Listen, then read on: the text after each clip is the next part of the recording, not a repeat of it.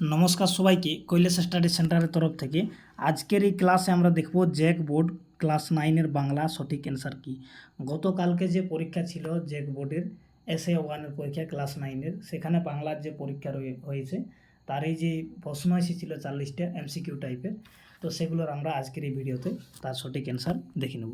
তো চলো ভিডিওটা শুরু করা যাক। যারা এখনও পর্যন্ত চ্যানেলকে সাবস্ক্রাইব করেনি তারা সাবস্ক্রাইব করে নেবেন। আর তোমাদের প্রতি একটা রিকোয়েস্ট রইল, যারা এই ভিডিওটা দেখছেন তারা 9 ক্লাসের ছেলেগুলোকে অবশ্যই এটা শেয়ার করবেন।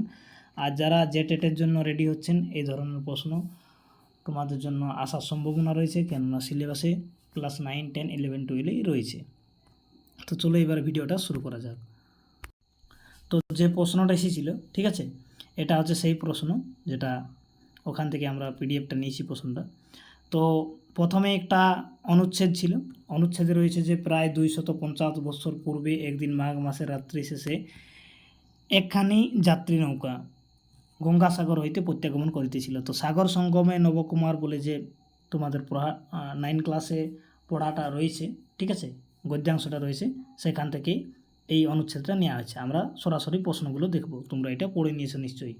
তাহলে প্রশ্ন হচ্ছে কি, প্রশ্ন হচ্ছে এখানে যে কতদিন পূর্বে যাত্রী নৌকা ফিরছিল। তো কতদিন পূর্বে, এর সঠিক অ্যান্সার হবে 250 বছর পূর্বে। তো 250 বছর পূর্বে কোথা থেকে প্রত্যাগমন করছিল, পরবর্তী প্রশ্নতে দেখো সেটাও রয়েছে। এবারে এখানে দেখো প্রশ্ন রয়েছে যে যাত্রী নৌকা কোথা থেকে ফিরছিল। তো কোথা থেকে ফিরছিল যাত্রী নৌকা? রাঁচি থেকে, দেওঘর থেকে, গঙ্গাসাগর থেকে, ঠিক আছে। তো এর সঠিক উত্তর কী হবে? গঙ্গাসাগর থেকে ফিরছিল।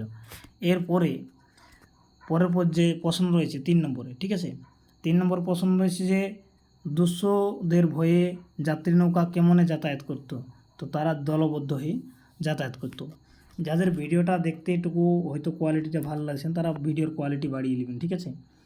আর 4 নম্বর যে প্রশ্ন রয়েছে সেটা হচ্ছে যে নৌকাতে কতজন জেগেছিল। তো এখানে অনুচ্ছেদে দেওয়া রয়েছে, দেখবেন 2 জন জেগেছিল। 2 জন কে ছিল? একজন বৃদ্ধ আর একজন যুবক, ঠিক আছে।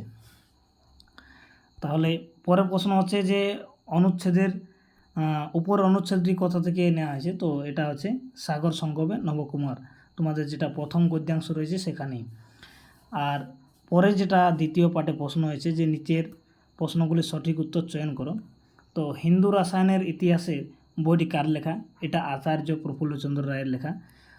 তোমাদের 9 ক্লাসের সিলেবাসে রয়েছে প্রাচীন ভারতের বিজ্ঞান চর্চা বলে একটা গদ্যাংশ, সেখান থেকে এটা নেওয়া হয়েছে। প্রশ্নটা, হিন্দু রসায়নের ইতিহাসের প্রথম খণ্ড কবে প্রকাশিত হয়?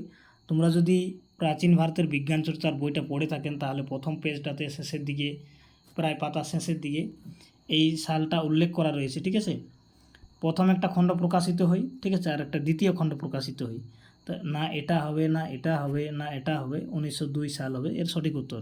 দ্বিতীয় খণ্ড প্রকাশিত হয়েছিল 1908 সালে। এবারে পরে প্রশ্ন নেওয়া হয়েছে যে নানা রঙের কাঁচ প্রথমে কোন দেশে প্রস্তুত হতো। বইতে দেখবে উল্লেখ রয়েছে এ দেশেতেই প্রস্তুত হতো। এ দেশে বলতে এখানে ভারতবর্ষেই প্রস্তুত হতো। এরপরে 9 নম্বরে যে প্রশ্ন রয়েছে যে গণিতের অনেক আবিষ্কার কাদের মাধ্যমে পাশ্চাত্যে ছড়িয়ে পড়েছে, মানে অন্য দেশে চলে গেছে। তো এখানে দেখবে মূল গল্পতে রয়েছে যে আরবদের জন্য, ঠিক আছে, তাদের জন্য, আরব জাতির জন্য অন্য দেশে ছড়ে গেছে, কেননা ভারতকে ওরা বারবার আক্রমণ করে এখানকে জিতেছিল। এবার প্রশ্ন হচ্ছে যে আচার্য ব্রজেন্দ্রশীল কে ছিলেন। তো প্রফুল্লচন্দ্র রায়ের মিত্র ছিলেন। আর এই প্রাচীন ভারতের যে বিজ্ঞান চর্চা সেখানে 2 জন দার্শনিকের কথা বলা হয়েছে। একটা হচ্ছে ইনি, এই যে ব্রজেন্দ্রশীল, আর একটা হচ্ছে আচার্য প্রফুল্লচন্দ্র রায়। তো ইনি ছিলেন, কী ছিলেন ইনি ছিলেন দার্শনিক। কী ছিলেন? দার্শনিক ছিলেন। পরবর্তী প্রশ্ন যেটা হচ্ছে সেটা হচ্ছে 9 নম্বর, নিয়মের রাজত্ব কার লেখা। তো রামেন্দ্র সুন্দর ত্রিবেদী হবে, এটা খুব সহজ প্রশ্ন। এরপরে হচ্ছে যে প্রকৃতির রাজ্যে কার অস্তিত্ব নেই। তো অনিয়মের কোনো অস্তিত্ব নেই। এরপরে 13 নম্বর প্রশ্ন রয়েছে যে মাঝি আর কত দূর যেতে পারবি। এটা কার উক্তি? এটা বৃদ্ধর উক্তি। কার? বৃদ্ধর, ঠিক আছে। ওখানে মূল গল্প রয়েছে সাগর সঙ্গমে নবকুমারে। কালকেতু কার আশীর্বাদে গুজরাট নগর তৈরি করেছিল? দেবী চণ্ডীর আশীর্বাদে গুজরাট নগর তৈরি করেছিল।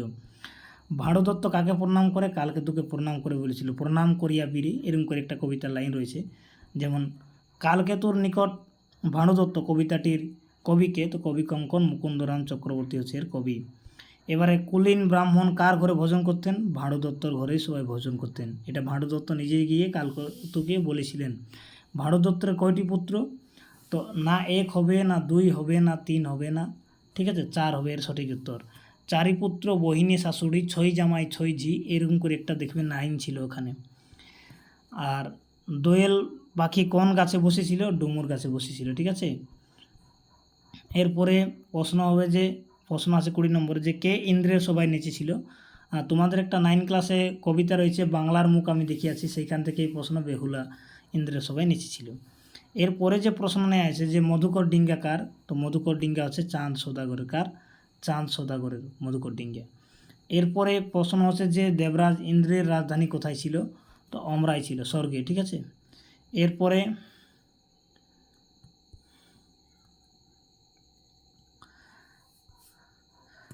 23 নম্বর রয়েছে যে কোন পাখির গান খুব সুর? তো ওই বাংলার মুখ আমি দেখিয়াছি ওইখান কবিতাতেই রয়েছে যে শ্যামার নরম গান, ঠিক আছে। তো এই জন্য শ্যামা এর উত্তর হবে। ভারতীর্থ কবিতার কবি কে? রবীন্দ্রনাথ ঠাকুর, সবাই জানো এটা। এরপরে নেওয়া হয়েছে যে ভারতীর্থ কবিতা কাদের বন্দনা করা হয়েছে? ওখানে বন্দনা করা হয়েছে নরদেবতার। কার বন্দনা করা হয়েছে? নরদেবতার। এবারে গ্রামার পার্ট থেকে প্রশ্ন হচ্ছে 3 নম্বর পার্টে, ঠিক আছে। প্রথমে আমরা গদ্য থেকে দেখলাম, পদ্য থেকে দেখলাম, এরপরে গ্রামার পার্ট থেকে বর্ণের উচ্চারণের স্থান নির্ণয় করো। তো আ ধ্বনির উচ্চারণের স্থান কী হয়? আ বা অ কী হয়? কণ্ঠবর্ণ হয়।